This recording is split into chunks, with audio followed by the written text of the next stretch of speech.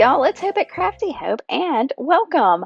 I am participating in this month's Mixed Media Menagerie, which involves using three items: a palette knife, some wax seals. Y'all, this is why I made the wax seal dupe. I'll put a link up here in that right corner to that tutorial, and then some stitching. So I grabbed my one of my baskets of embroidery floss and needles and whatnot. So we'll get to all of that.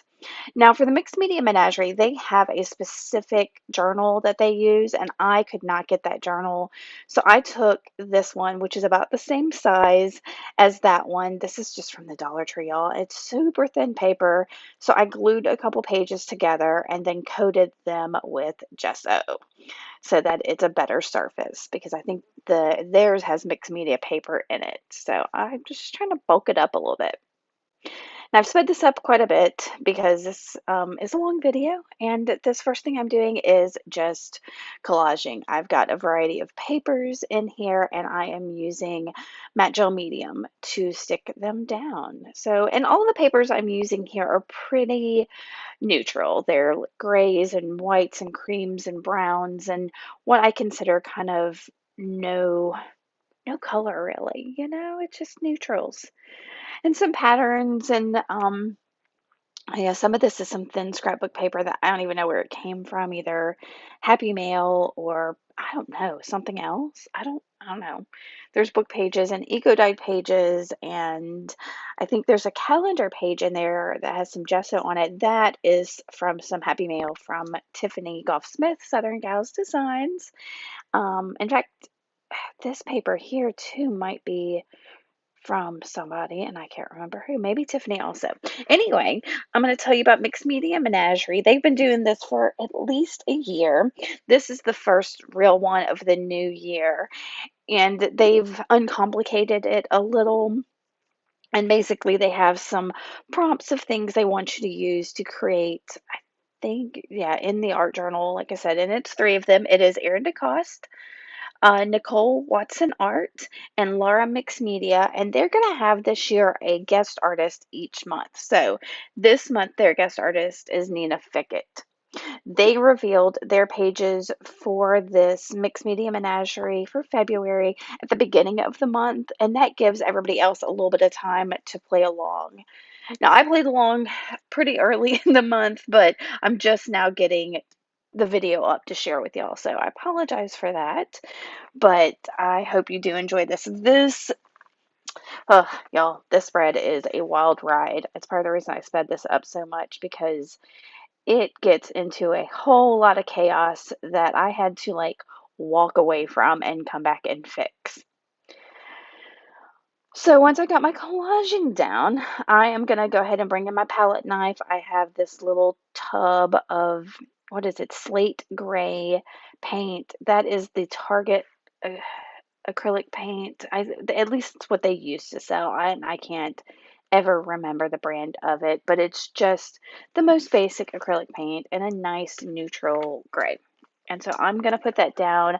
I'm using it. Normally, I would use some gesso to kind of bring all my elements together like this, but I decided to kind of go rogue for my usual style and use this gray. And that may be part of the reason this kind of felt chaotic to me in the end is I didn't push these back enough with the white, and so everything feels crazy.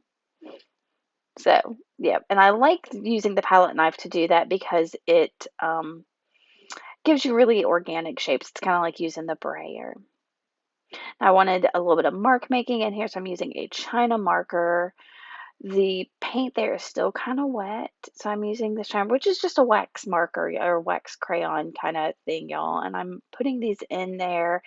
And I'll tell you that when I go to heat this up to dry all of this, I'm going to let some of that wax crayon kind of melt a little bit and drag my palette knife through it. I do cut that out. It's not a huge deal. You never really see that in the end. So here I go. I'm gonna start drying that. And see, y'all can't really see what I did with the palette knife here. Now I pulled in some Americana paint in Sea Breeze. Y'all, this is one of my favorite colors, and I chose this color because the wax seal I knew I was going to use, I painted in this color. So I wanted to go ahead and integrate this color into the page. You can see that wax seal kind of up there in the top right. It's got a little star on it that I did with gold, and I'm going to bring that gold in here as well. But I decided to, make sure that color was already on the page by putting some finger dots down. I do love me some finger dots, y'all. Um, again, they're kind of organic and misshapen, and none of them are exactly the same, except that they're kind of the size of your own finger. I grabbed a Stabilo all pencil in graphite, and I'm just circling a couple of circling the circles, the finger dots, just in each section, just circling a couple of them. And then I'm going to bring some gold in. This is the Nuvo Mica Mist in, I think it's antique gold, and it would not spray. So I'm going to go ahead and just pull the stem of that out and splash it on there. And because I still wanted some gold spray, I have, I think it's Windy Vecchi mica spray or something like that that I got from Ranger in one of their mystery boxes. And I'm going to use, is it the Windy Veggie? I think it is. I'll put it below. Um, anyway, so I sprayed that just in a couple spots to get the gold because I knew I had that little gold star on my wax seal. And I want more blue, and I have been drawn to splashing this primary cyan on all kinds of stuff. I think my last video y'all saw from me, I use the same ink. So I'm going to start to dry this. I'm going to get it fairly dry, but then decide I want that ink to bleed a little bit more. So I go ahead and spray with my distress sprayer, just water onto some of those dots, and I'm going to let it move around the page, spray some more water on it, move it some more. All of this, I really just wanted an organic feel. I knew that I was going to bring the stitching and the wax seal together in a stack for the focal. So I knew that the background was just going to be a background. It could be a little messy and all of that. Or at least I thought it could be. That's my mistake. So I was really unhappy with some of the lines I had there once the water moved around. So I grabbed just a bamboo skewer, and I am rolling it around. I've kind of got it flat against the page so that I can roll through some of those lines and get them to not be so liney. I didn't want those horizontal and vertical lines as much. Again, I really wanted the kind of organic feel to this. So that's all I'm doing. And then I think I'm going to take a little bit of time here and dry it. Now, here's this vintage picture I had that is Eugene and Brandy, and I think that was like 1976 or something. It's what the date is on the back. And they are going to be part of my focal for this page. So I am trying to find some of the papers that I had used in the background to stack. I really like this paper, y'all, and I wish I knew what it was from. I really don't. It's got a fold in it, which makes me think it was part of some Happy Mail or something I had gotten from somebody. Because I don't fold a lot of my scrapbook papers. That's all. So I've got that, and I'm bringing some of these things in. I think I'm going to grab another piece of paper. I don't remember which paper it is. I think it's a piece of eco dyed paper. And or is it no? I don't think it's that. I'm digging, I'm finding, yes, it's this piece of some kind of eco dye paper, which I think is from Tiffany, because you see that's got that little bit of pink on there. I'm pretty sure it's from Tiffany.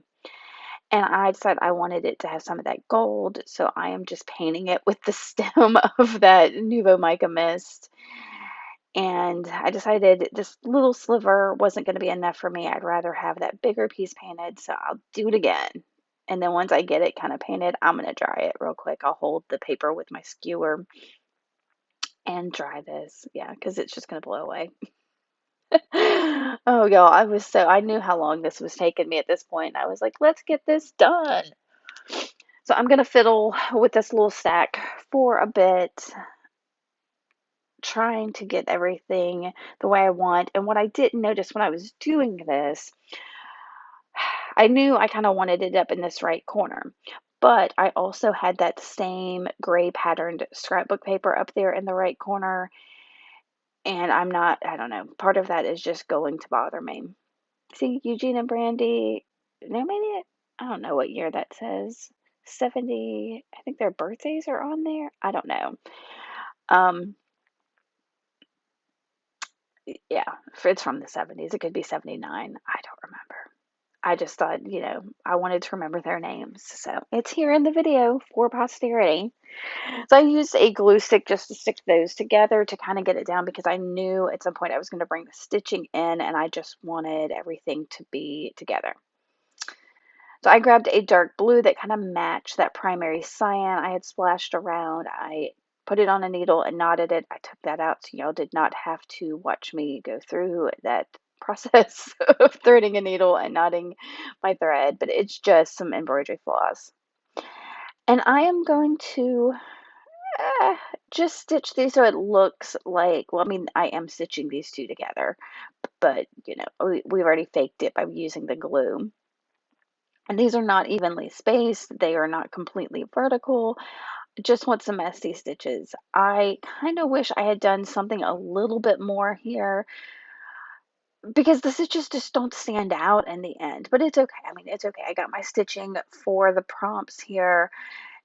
And, oh, of course, there's a knot. So I'm going to get these stitches going on here. Yeah.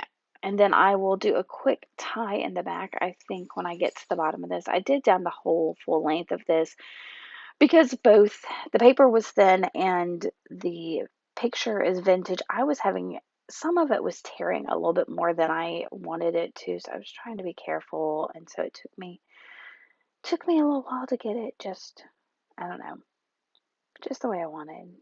I was being a little precious about it, I think, which isn't how I'm supposed to be treating some of this. You ever just feel like, look at the stitches in the back.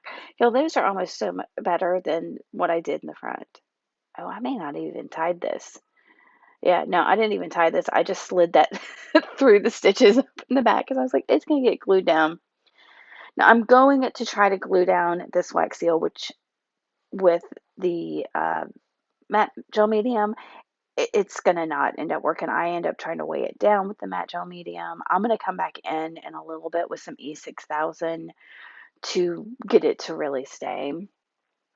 First, I've got these, they're the metallic stickers from Tim Holtz, and I find something that says Shine Brightly, which I thought worked perfectly because I have the little star on the wax seal, and I've got all the gold, which is kind of sparkling and shining. So I thought that was kind of the perfect sentiment, and that photo had the space at the top, so it was perfect for putting that sentiment down. All that kind of fell together really well. All right, so here I'm trying to get my E6000. It always has the first glob of that is always a little dried up, so I didn't need much to put that right on there. Now I could have used some tacky glue or maybe even some of that. What is that art glitter glue that a lot of people use? I've never used it. Some of that may have worked, but I knew E6000 for me, done. It's always pretty much within my reach for my jewelry making. All right, so I use matte gel medium on the back of the picture and the stack and all that, and I'm sticking it down. And somewhere in here is where I realize that I wasn't really digging this. So I'm trying to fix some of it. I'm going to add some little scatterings of stars that I doodle with a Sharpie rollerball pen. And I'm just trying to integrate this, the stars on there, and it says shine brightly. And I felt like maybe a little bit of mark making would help.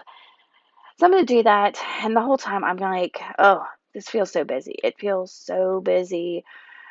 It'll be fine. I'm going to put the doodles down. It's going to look great. No problem. So I doodle and doodle. And y'all, I did the whole trick when you take your phone and you take a picture of it and you look at it. And when I looked at it, I was like, this is not good. And I was like, you know what? I'm going to walk away. I think I may even slept on it. I think, yeah, I did. I slept on it to decide if I could fix this page because the chaos surrounding Eugene and Brandy were too much for me. So here's a look real quick of how it looked when I walked away from it. And it's not that bad, but it was driving me crazy.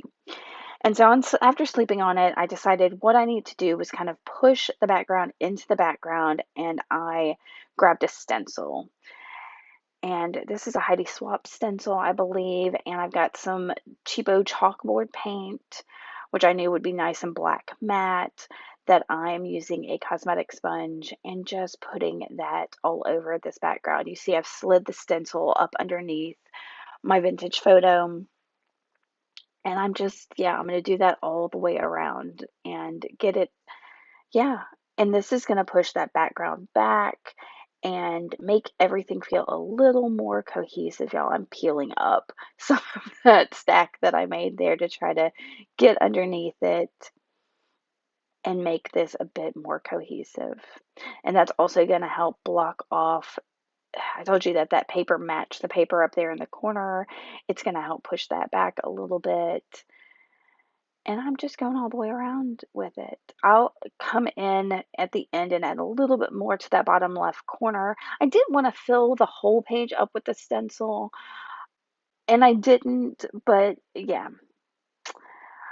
All right, and then to just add a little bit more, I'm going to go around a few of these like petal shapes with a metallic marker from the Dollar Tree. It's a gold metallic marker. It's what I used the color of the star on that wax seal. And so I'm going to go around that, and then I will use a Uniball Signo white gel pen to also add some doodles around some more of the petals, the ones that I did in the gold, as well as a couple others, just to bring that little pop of white back up like the picture has. And I think that's it, y'all. This was a wild, crazy ride with lots of chaos. I have to thank our hosts, Erin, Nicole, Laura, and then guest artist Nina for this challenge. You still have a little bit of time to participate in the Mixed Media Menagerie. I believe there's also a giveaway because this is a tag along on Instagram. If you use MMMFeb22 and participate in this, you're entered, I think, in the giveaway from Peacecraft Love. You can look at the hosts' videos to get more information on that, because I may have that all completely wrong. I'm just, spreading the word. And okay, this is it. I hope y'all like this. If you have any questions, ask me below in the comments. And if you do like it, please give me a thumbs up and make sure to subscribe. I appreciate y'all coming by and watching. Bye.